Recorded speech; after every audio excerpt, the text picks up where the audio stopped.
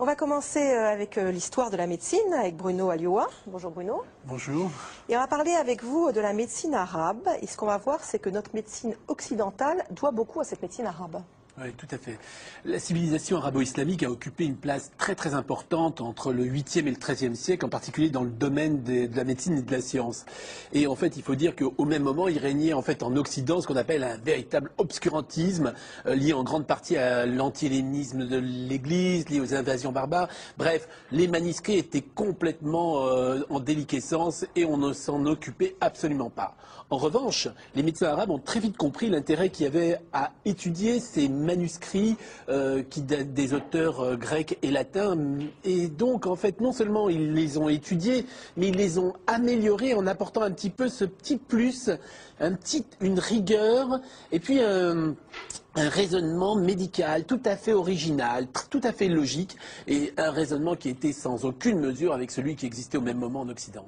Alors on va prendre 4 exemples de maladies, de choses que les médecins arabes, de leur incroyable savoir. Alors on pourrait faire plusieurs émissions, c'est extraordinaire, mais par exemple, premièrement, dans le domaine des maladies infectieuses, les Arabes ont compris très vite, par exemple, la variolisation, ce qui est un peu l'ancêtre de la vaccination. Ils le pratiquaient, c'est-à-dire c'était pour lutter contre la variole. Or, il a fallu attendre la fin du XVIIIe siècle pour que ça soit introduit en Europe. Ils ont identifié, il y avait une maladie qu'on connaît tous, la gale. On ne savait pas d'où venait la gale. Eux ont identifié que c'était dû à un petit parasite qu'on appelait le sarcope. Dans le domaine de l'ophtalmo, ils sont arrivés, ils ont énormément étudié l'anatomie de l'œil et les traitements. Et il y a un auteur arabe du XIIIe siècle qui a identifié pas moins de 14 type d'intervention de la cataracte. Dans le domaine, alors je crois qu'aussi c'est le petit plus que j'ai trouvé un petit peu amusant, c'est dans le domaine de la création des hôpitaux. En France, c'était très simple. On mettait un hôpital dans l'endroit le plus pourrave. C'est-à-dire, on met l'hôpital Saint-Louis carrément à côté presque de Montfaucon. On met l'hôpital Broca à côté de la Bièvre. Alors que eux créent des énormes hôpitaux avec des pavillons. Qu'est-ce qu'il y avait de pourrave à Montfaucon? Montfaucon, c'est là où on mettait les condamnés à mort. François Villon. Bon, enfin, c'est pas grave. François Fillon, vous le connaissez? Oui, c'est François Fillon. François Villon. Continuez. Il faut que ça monte, hein. Ouais, mais, alors, par exemple, il y a dit Razès, qui est le plus grand médecin arabe, un des plus grands médecins arabes, il y a le calife, il lui dit, je voudrais installer un hôpital à Bagdad. Comment on fait? Alors Razès, il lui dit, c'est très simple, vous mettez des bouts de barbac un peu partout autour de la ville, et là où il y aura le moins de mouches, là vous installerez votre hôpital. Et puis, et ainsi de suite. Mais c'est pas bête, hein? Pas bête, très logique. Mais surtout le grand plus, c'est un monsieur qui s'appelle Ibn Nafis, qui en fait a découvert véritablement la circulation sanguine, et ça, 400 siècles avant Harvey. Et puis un domaine dans lequel ils sont particulièrement illustrés, c'est la pharmacologie, et notamment ils ont mis au point des appareils extrêmement malins. Oui. Juste Harvey, c'est celui qui a découvert la tension artérielle. Exactement.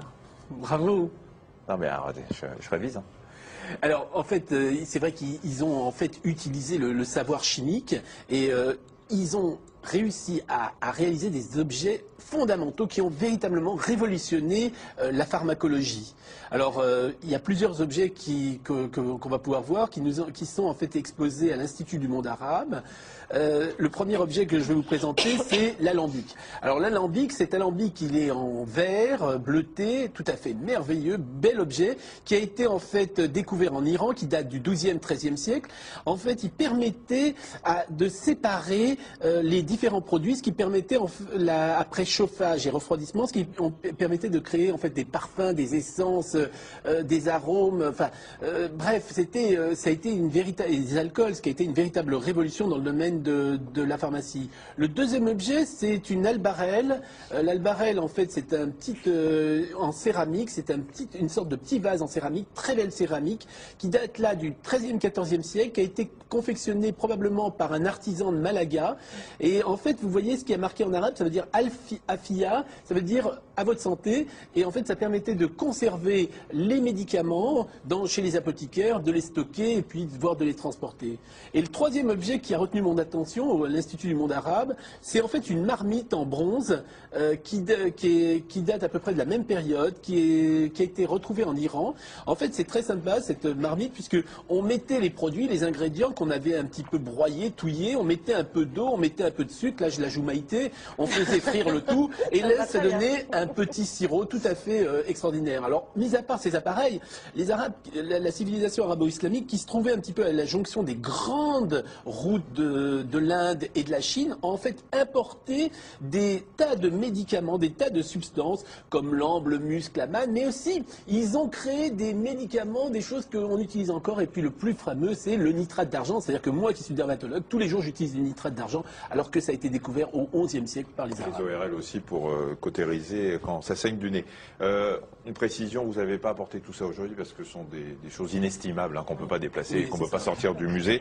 Un dernier mot, même si ce n'est pas évident aujourd'hui, le monde juif et le monde arabe étaient quand même très liés à une époque, et les médecins juifs ont beaucoup travaillé aussi avec les médecins arabes. Tout à fait. C'est-à-dire que les médecins juifs sont intervenus à trois niveaux. Premièrement, ils ont apporté en fait leur savoir à la médecine arabe. Le plus grand des médecins juifs, celui qui est le plus connu, qui s'appelait Moshe ben Maimon alias Maïmonide. En fait, Maïmonide était à la fois médecin et philosophe. On sait qu'aujourd'hui, toutes ses œuvres ont été écrites en arabe et non pas en hébreu. En fait, les médecins juifs sont intervenus également à deux niveaux. D'abord, ce sont eux qui ont assuré la traduction des manuscrits grecs et latins en arabe. Et puis, à partir du moment où il y a eu un déclin de la civilisation islamique, à partir de l'Espagne et puis de la faculté de médecine de Montpellier, ce sont eux qui ont retraduit de l'arabe en latin et en grec, ce qui a permis en fait une rediffusion du savoir médical à la Renaissance, savoir qui aurait été probablement complètement oublié s'il n'y avait pas eu les médecins arabes. Merci beaucoup Bruno. On remercie quand même effectivement le musée du monde arabe. Il faut y aller parce qu'il y a des choses absolument passionnantes dedans si vous êtes à Paris.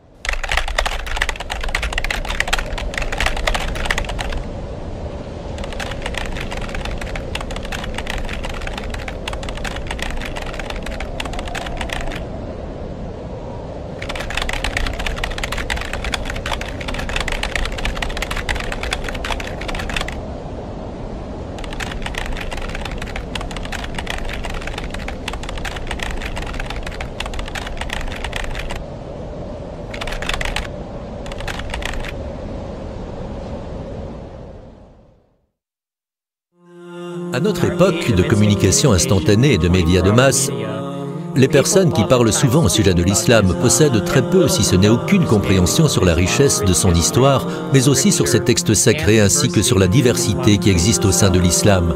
Malheureusement, les médias laissent souvent parler les terroristes musulmans au nom de tous les musulmans. Ceci est aussi crédible que de laisser les croisés, l'Inquisition ou bien les terroristes chrétiens d'Irlande du Nord parler au nom de tous les chrétiens.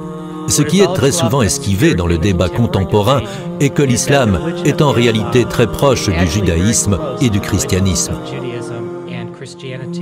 Les seules choses que les gens voient sur l'islam, c'est ce qui se passe en Afghanistan ou ce qui s'est passé pendant la guerre du Golfe ou alors en Tchétchénie ou dans d'autres endroits. Les médias décrivent toujours l'islam d'une manière négative. Par exemple, on voit toujours des musulmans se battre, etc. Mais lorsque les gens seront confrontés à la réalité du message de l'islam, je suis sûr qu'ils l'accepteront.